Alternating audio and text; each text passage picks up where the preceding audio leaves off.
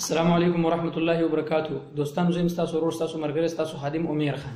دوستانو زه تاسو ته ودودي خبرې طرف ته راګرځوم چې د زیادتی بالا یو ماشوم په کراچي کې کار کوي او غلط د زیادتی نه بعد قتل شوی د غیر سره زیاتې شوی دی او قتل شوی دی.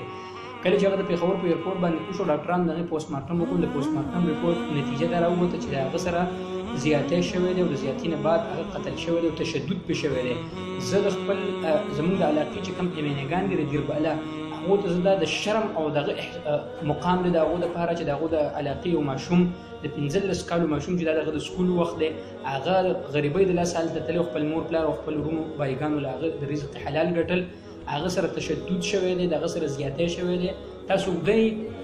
تاسو باندې سچل شوی دی. لہذا موږ تاسو نه فل فور دا مطالبه کوو چې دغه خاندان ته د فوري انصاف ملاوي شي او دغه مور پلار ته د فوري انصاف ملاوي شي. دغه چې کم ملزمان دي دغه د پیسو والا خلک دی، لہذا دغه د قانون په گرفت کراولي او دغه ته د قرار واقعي سزا ورکړي.